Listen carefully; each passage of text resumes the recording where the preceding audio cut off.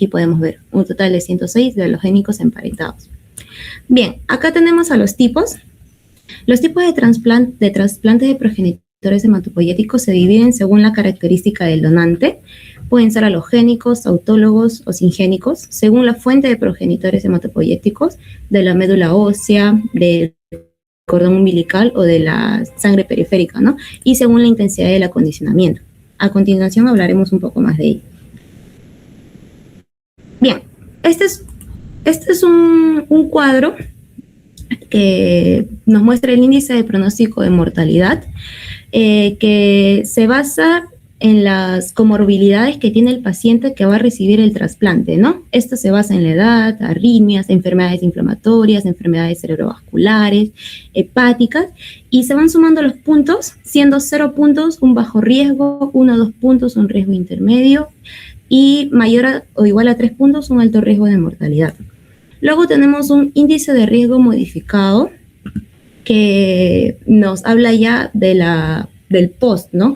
Aquí encontramos a las variables, la edad, el estado de enfermedad, el intervalo diagnóstico, el donante, el sexo donante del receptor. De igual manera se hace una escala y se suman los puntos, ¿no? Siendo 0 a 2 puntos de bajo riesgo, de 3 a 4 puntos de riesgo intermedio y mayor o igual a 5 puntos, un alto riesgo de mortalidad. Ahora tenemos los tipos de trasplante. Encontramos en primer lugar al trasplante autólogo y como podemos observar en la imagen, aquí el donante viene a ser el mismo paciente. ¿Y por qué se usa? Se va a usar porque la enfermedad no se debe a un defecto de la médula o de su sistema inmune, por lo que no se requiere un reemplazo inmunológico. Hay ciertas enfermedades en las que se usa cada tipo de trasplante. En este caso vemos el mieloma múltiple, a los linfomas y a tumores sólidos en selección de casos como el neuroblastoma o tumores germinales. Luego tenemos el trasplante halogénico y acá vemos en la imagen que el donante es otra persona. Puede ser un familiar o la persona puede no estar emparentada. ¿Por qué se usa? Porque la enfermedad se origina en la médula ósea o en las células del sistema inmune o existe un alto riesgo de recaída y se necesita un efecto inmunológico antitumoral. Estas son las enfermedades en las que se suele usar un trasplante halogénico, ¿no?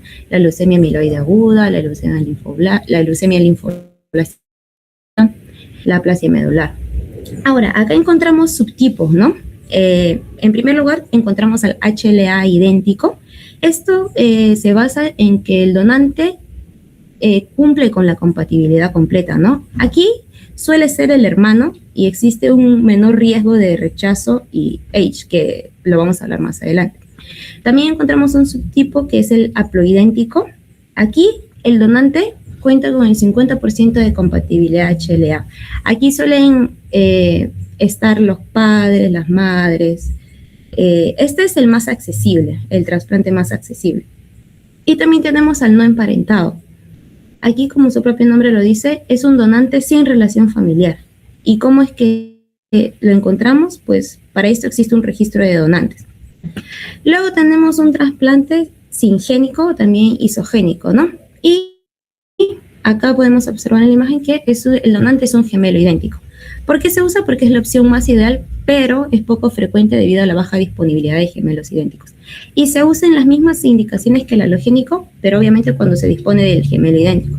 No hay que confundir al HLA idéntico con el singénico, ya que el singénico pues, es el gemelo monocigoto, no es 100% idéntico genéticamente. Bien, ahora vamos a hablar un poco sobre la histocompatibilidad, que pues nos va a ayudar a la selección de un donante, ¿no? En primer lugar tenemos el sistema HLA. Este está ubicado en el brazo corto del cromosoma 6 y tiene alta variabilidad genética, por lo cual le va a permitir al sistema inmune distinguir lo propio de lo extraño. Y tenemos dos clases, ¿no? En la clase 1 encontramos al HLA ABC y en la clase 2 encontramos al DR, DQ y al DP. En la clase 1 se encuentran en todas las células nucleadas, se presentan antígenos al linfocito CD8 y pues va a existir una respuesta citotóxica. Mientras que en la clase 2 encontramos a las células presentadoras de antígenos que activan los linfocitos CD4 y se produce una respuesta inmune amplificada. Luego encontramos al reconocimiento halógeno. Cuando hacemos el trasplante, el sistema inmune reconoce HLA del donante como extraño. Y aquí van a existir dos vías, ¿no? La vía directa, en la cual los linfocitos T del receptor reconocen el HLA del donante en las células presentadoras de anticuerpos del injerto. Y encontramos la vía directa, en la cual las células de presentadores de antígenos, del receptor se procesan del HLA del donante y lo presentan a los linfocitos T. Y una vez realizadas estas vías, se produce la activación inmune. O sea que el sistema inmune se va a activar porque detecta diferentes HLA. Luego encontramos a la enfermedad del injerto contra el huésped, que la vamos a hablar de una manera más básica porque está más detallado más adelante. Que aquí puede pasar lo contrario, ¿no? Aquí las células del donante atacan al receptor. Encontramos esto en una fisiología en 3 pasos. Se da un daño tisular, puede ser por quimioterapia o por radioterapia, y se activan las células presentadoras de antígeno del receptor, ¿no? Una activación autoinmune,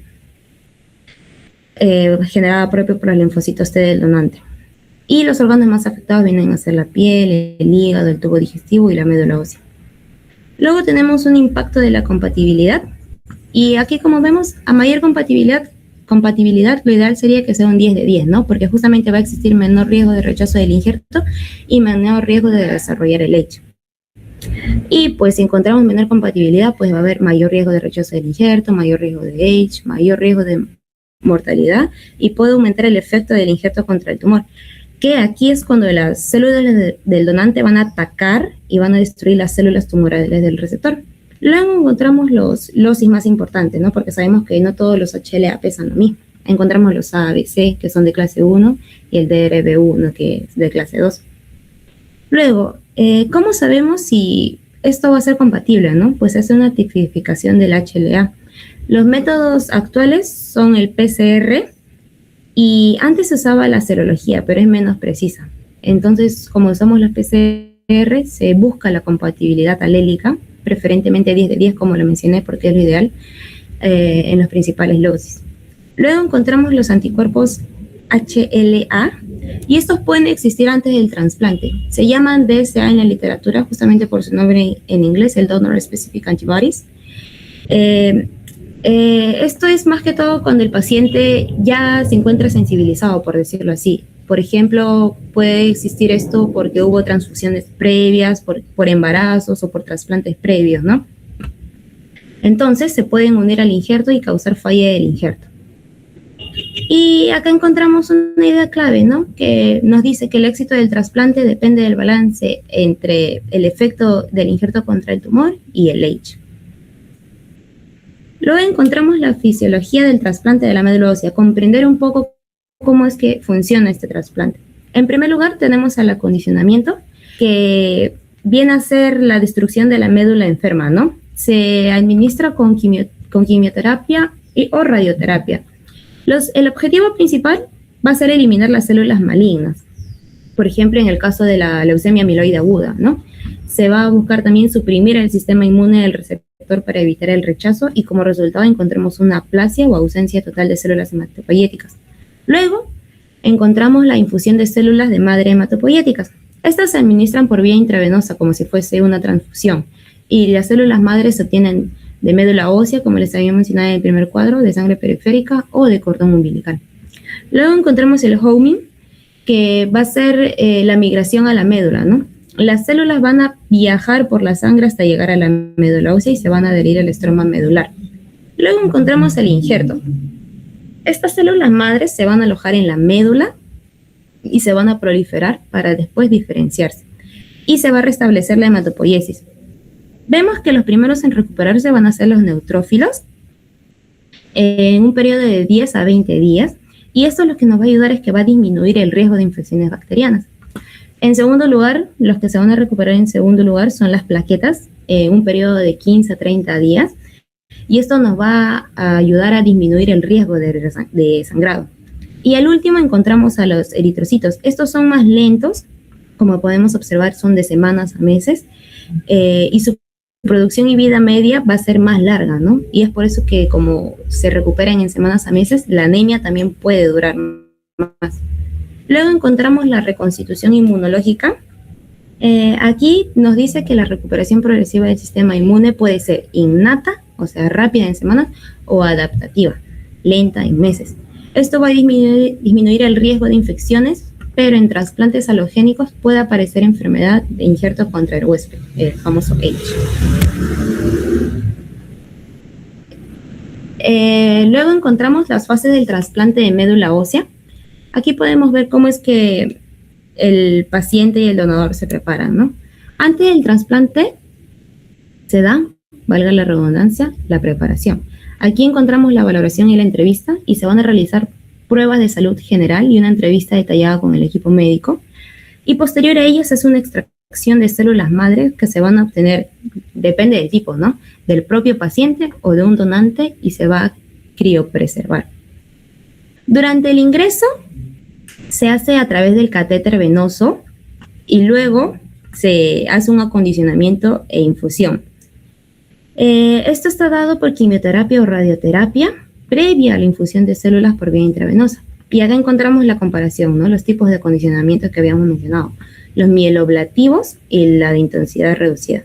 Los mieloablativos, esta encontramos que es una intensidad de dosis muy alta, por lo que va a provocar una destrucción de todas las células de la médula ósea. Y esto está especificado para un perfil del paciente de menores de 50 años. O bueno, por lo general en pacientes menores de 50 años.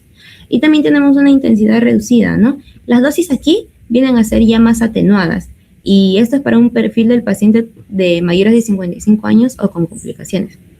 Luego, después del trasplante, viene la etapa de recuperación, ¿no? Aquí es muy importante que se cumplan las medidas de aislamiento, que incluso puede llegar a ser a 2 a 3 semanas, ¿no? Y medidas protectoras. Se hace uso de filtros cepa, mascarillas, lavado de manos para así poder evitar infecciones. Luego tenemos el prendimiento. Como les mencioné, acá también encontramos un periodo de 2 a 3 semanas donde las células trasplantadas ya empiezan a crecer. Y aquí es que los efectos de las quimioterapias se empiezan a mostrar, ¿no? El paciente presenta náuseas, vómitos, fiebre, cansancio, pero desaparecen al transcurrir los días. Y al último ya pues encontramos el alta hospitalaria, ¿no? Que se va a otorgar cuando los niveles de sangre se recuperan y cesan las complicaciones.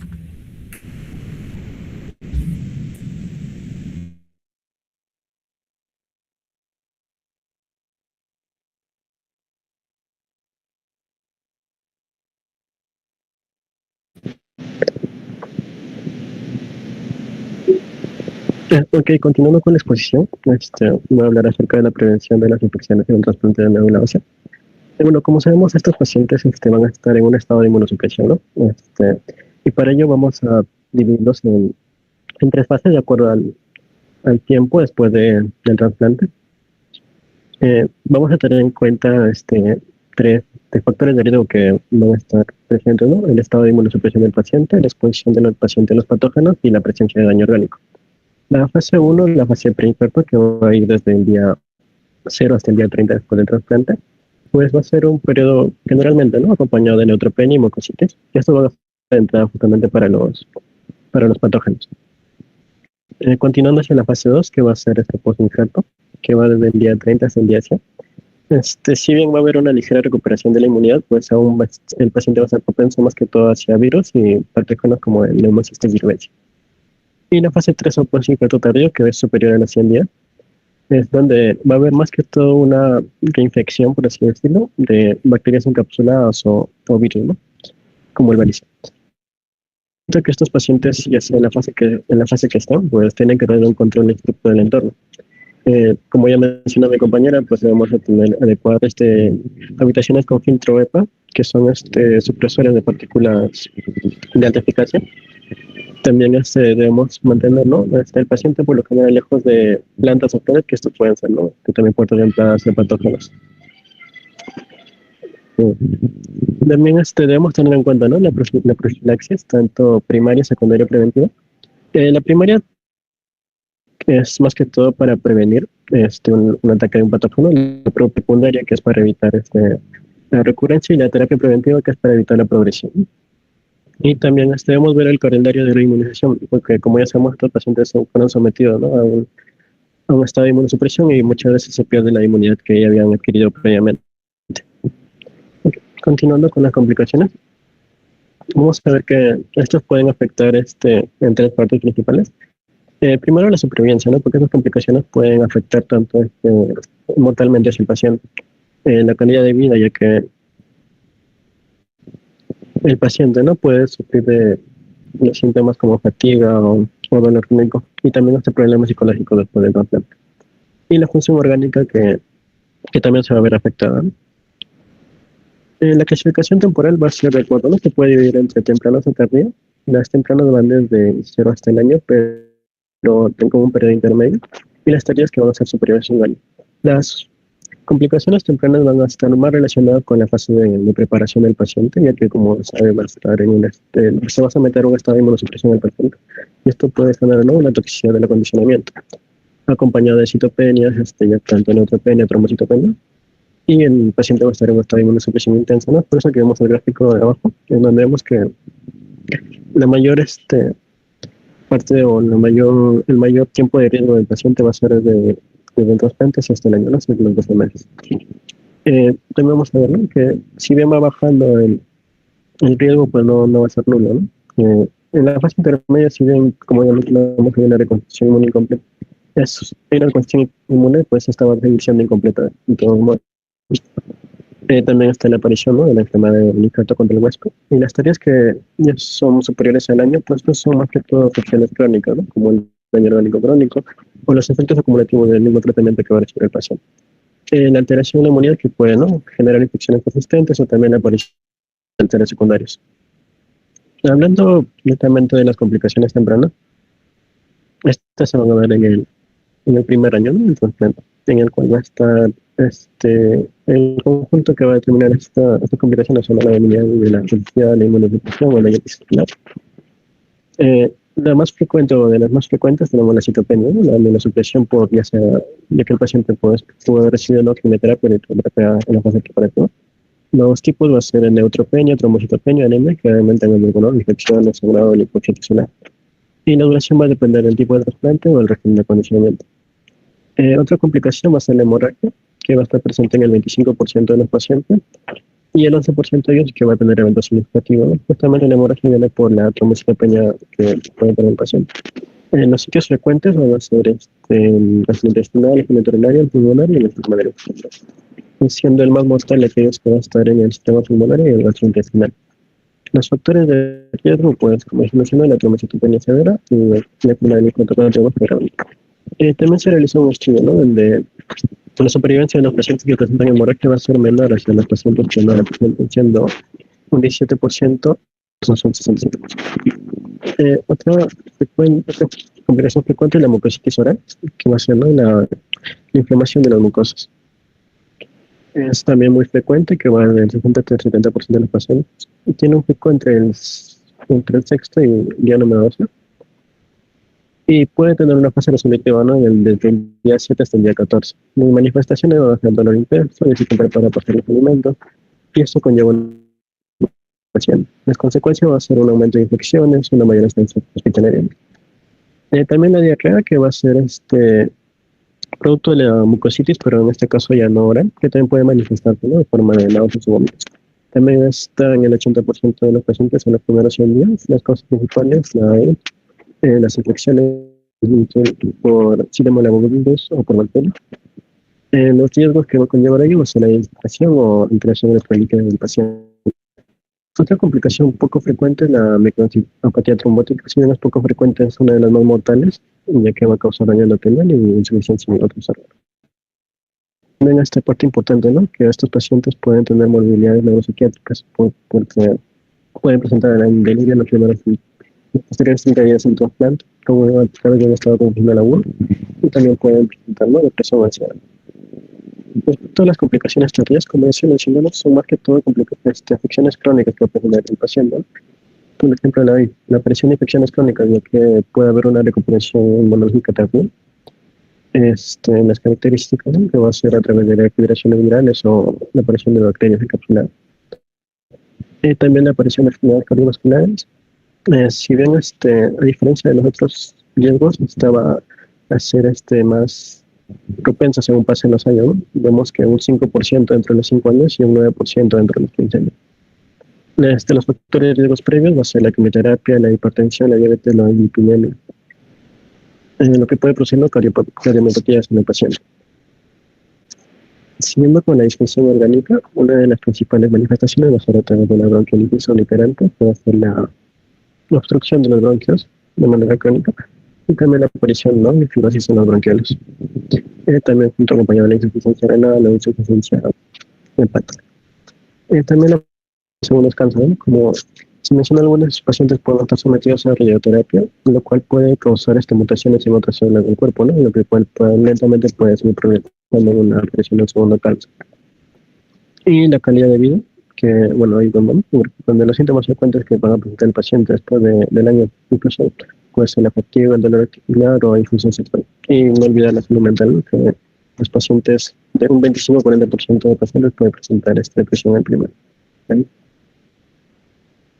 Hablando de la enfermedad infecta contra el Wi-Fi, de manera resumida va a ser cuando las células del donante van a atacar a las células del receptor. Es una complicación muy frecuente que afecta al 80% de los pacientes. Y las zonas más afectadas van a ser la piel, el hígado y el tubo digestivo. Vamos a tener dos tipos de acuerdo al tiempo. El Chauvel, que va a ser y se va a asemejar, ¿no?, en las enfermedades inflamatorias. Y la discrónica, que va a ser el tiempo de aparición de fenómenos similares, pero por lo general tendrá donde van a estar afectados otros órganos como los ojos, la boca, los pulmones, las articulaciones, y se va a asemejar, ¿no?, a una enfermedad que esté autoinmune. Acerca del diagnóstico, pues no vamos a tener un método claro, ¿no?, o una prueba que nos diga que el paciente presenta esta enfermedad. Por ello es que tenemos que tener una serie de pasos, ¿no? Lo primero es la evaluación clínica del paciente, revisar el historial médico, el examen. A veces se le puede pedir al paciente un diario de fotos para ver cómo va evolucionando, ¿no?, las lesiones en la piel. Luego también pedimos análisis de laboratorio, más que todo para descartar otras causas. Y por último, las investigaciones más profundas, donde debemos pedir biopsias. En el caso de la piel, hígado, toxina gastrointestinal, ¿no? En el caso del hígado podemos encontrar ductopenias, en el tracto gastrointestinal podemos encontrar destrucción de las criptas. Y también podemos pedir imágenes, pero las imágenes, más que dar el diagnóstico, nos van a orientar de qué tan grave es el daño. Bueno, siguiendo con el tratamiento, primero vamos a ver, ¿no?, un gráfico donde primeramente es el paciente, ¿no? Podemos evaluarlo y vamos a atender la primera línea, ¿no? Entre los pacientes de casos leves o ya tenemos una localización, primero vamos a ir con terapias locales dirigidas, ¿no? Podemos utilizar corticoides tópicos, ya sean cremas, enjuagues bucales o gotas oftalmicas. Si esta lesión es más extensa, pasamos a la segunda línea, donde vamos a utilizar corticoides sistémicos, ¿no? Donde vamos a exprimir la inflamación de todo el cuerpo. Y ya si es en casos graves o hay resistencia a los medicamentos, pues vamos hacia la tercera fase, donde vamos a utilizar, ¿no?, inhibidores de calciuria, como ciclofosfaminas o tracloninas, y microfenolato, ¿no?, que va a bloquear directamente el ataque de las células del donante. Vamos a también ver, ¿no?, si el tratamiento inicial responde, tiene una respuesta positiva donde los síntomas van a mejorar, pues vamos a tratar de reducir la dosis, ¿no?, progresivamente para evitar la toxicidad en el paciente. Y en caso de ser una enfermedad resistente que va a ocurrir en el 50% de los pacientes, vamos a tener otras líneas de tratamiento, ya sean tratamientos dirigidos o inmunoterapia avanzada. Y también se puede optar, ¿no?, la opción de ir por ensayos clínicos en el paciente. Y la recuperación o calidad de vida del paciente debe tener 4 pilares fundamentales, ¿no? Debemos formar en el paciente una escudo hacia las infecciones, tener un control correcto de los síntomas, tener un buen soporte nutricional y acompañarlo todo el bienestar emocional del paciente. Y ya para finalizar, pues hablaremos un poco de los avances acerca del trasplante pediátrico. Y si bien no es reciente, ya que está desde la década de los 70, pues ha tomado mucha relevancia en los últimos tiempos, ya que permite encontrar rápidamente, ¿no?, donantes para el paciente. Bueno, a diferencia del trasplante tradicional, por así decirlo, en este caso solo vamos a necesitar que el donante comparta un haplotipo de del HLA con el receptor. Dentro de las ventajas que tenemos es la disponibilidad casi universal, ya que el paciente va a tener un promedio de 2.7 donantes potenciales entre familiares directos. Va a ser de fácil identificación, movilización rápida y pues, presenta un menor coste y hay donación recurrente. En el gráfico del medio vamos a poder observarlo. La comparación de la viabilidad de los donantes, siendo el hermano compatible, ¿no? Que es lo ideal. Si bien es rápido, la diferencia es que es poco, ¿no? Alrededor del 30% de los pacientes son los que pueden optar por ello. Respecto al donante emparentado, pues va a depender según la etnia del 16 al 75%, pero en este caso la desventaja sería el tiempo. Y respecto al formulario apoidéntico, vamos a tener, ¿no? La ventaja es que es casi universal y el tiempo no es mucho a comparación. Y también debemos tener en cuenta la selección óptima del donante para este caso, que va a ser la ausencia de anticuerpo DSA. La prioridad por edad, ¿no? Se prefiere generalmente varones o personas menores de 40 años y mujeres no gestantes o nunca gestantes. Y también la compatibilidad, ¿no? El mismo estado acerca del citomegalovirus y del sistema sanguíneo. Okay, esta sería la bibliografía.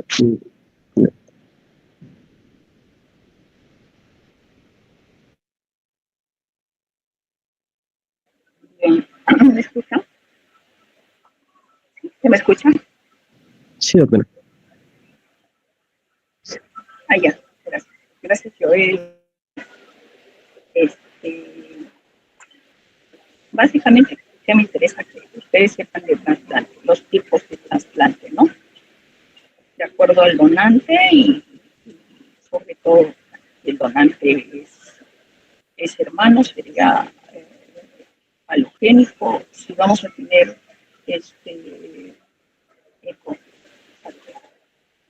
¿no?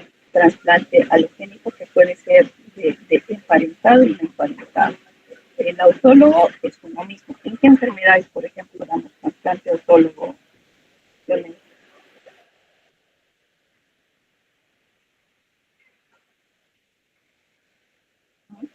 ¿Yolel? Sí, doctora, disculpe, no la escuché bien. ¿En qué enfermedades das trasplante autólogo o se realiza el trasplante autólogo? Todas las enfermedades pueden enfermos de qué enfermedades son plausible hacer el trasplante autólogo. No se podría realizar en todas las enfermedades, pero bueno, podemos ver en el cuadro, ¿no? Que más que todo se indican en enfermedades como mieloma múltiple, los linfomas Hodgkin, no Hodgkin y los tumores sólidos, ¿no? En selección de casos, como el neuroblastoma o los tumores terminales. Y el halogénico, básicamente,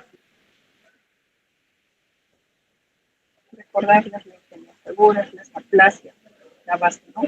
Si son menores de 40 años, las aplasias son los indicados más o menos buscar el donante que sea un hermano compatible, ¿no?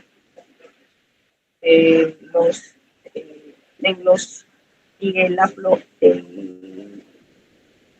trasplante haploidéntico es cuando no tiene 100% de la compatibilidad, ¿no? Se puede realizar de hermanos o padres, ¿no? Pero en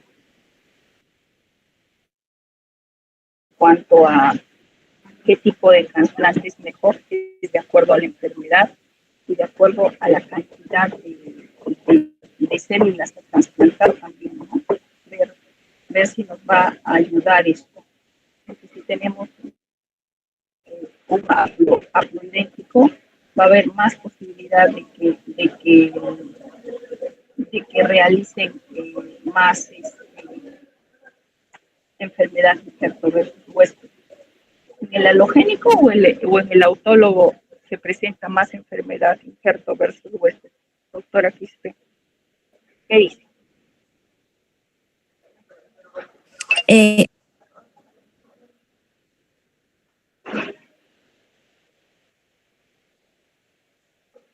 Hay más en el halogénico, doctora. ¿Cierto? ¿Ya han visto cuánto es el costo de un trasplante?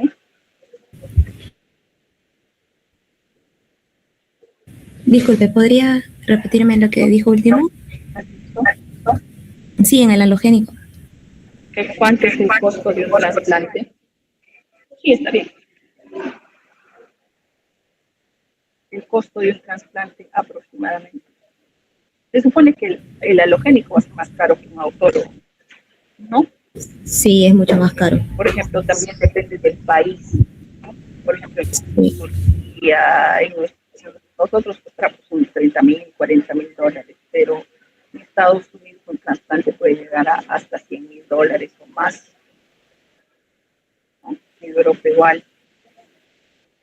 Por eso que el determinar quién va a trasplante es importante, ¿no? Las leucemias hepáticas agudas. Lo ideal es tener una remisión completa para ello. Pero también han visto ustedes que hay enfermedades que no necesariamente son hematológicas que se pueden beneficiar con trasplantes. Aunque ahora con el avance de la ciencia, con estudios o indicaciones mucho más estables, exactamente para la alteración genética, como en su caso, en muchos casos se está optando por eso, ¿no? Ahora, aparte del tipo de trasplante, es importante que ustedes también sepan las fases del trasplante, ¿no? El acondicionamiento es diferente para cada tipo de enfermedad que voy a ir a trasplantar. ¿A qué llamamos también? ¿A qué llamamos, por ejemplo, enfermedad injerto versus huésped? Aguda, crónica, crónica es más de cirugías, es diferente una de otra, el tratamiento también es diferente. El tratamiento en sí de estas es en forma conjunta con otras especialidades de infectología, gastroenterología, dermatología, ojo, que a veces afectan los órganos, como están viendo acá, lo que está pasando, ¿no? En piel, en hígado, en todo el intestino. A veces nos ha pasado que hacemos un trasplante y a veces la cura es peor que la enfermedad. Cambiamos una enfermedad por otra, terminan haciendo tipo esclerodermia, problemas oculares, en la vista. Han visto que dentro de las complicaciones del trasplante incluso está la posibilidad de que haga una segunda neoplasia, ¿no? O trasplantamos y aparece con un linfoma, o trasplantamos y aparece con una neoplasia hepática, y no necesariamente relacionar, pero se reporta eso, ¿no? Los segundos cánceres, ¿no? Y nada, pues algunos pacientes sí, como dicen, la calidad de vida se ve afectada, sí, en un principio, pero después los autólogos no presentan tanta morbilidad posterior, ¿no? A diferencia de los halogénicos o los AMP, o antes decíamos tipos de trasplante, ¿no? De médula ósea, de acuerdo a las células, origen de las células madre, ¿no? Podría ser de médula ósea, podría ser de sangre periférica, podría ser también o sangre periférica cuando estimulamos, hacemos por aféresis la extracción de las células madre, ¿no? O también de cordón umbilical, ¿no? Eso ya se está perdiendo en algún tiempo, pero lamentablemente no pegó mucho porque incluso habían bancos de cordones umbilicales, ¿no? Pero teníamos que hacer un montón tendríamos que tener varios o un montón de cordones umbilicales para poder trasplantar a una persona de 60, 50 kilos, ¿no? Entonces, eso ya era inviable, pero yo. Y a raíz de eso salió el APLO, todo el condicionamiento que se le dé y el retrasplante que se le haga a estos pacientes. No sé si tienen alguna pregunta, Leonel.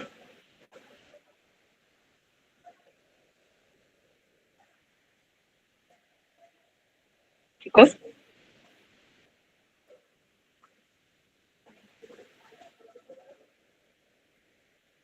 ¿Sí? ¿Tienen alguna pregunta?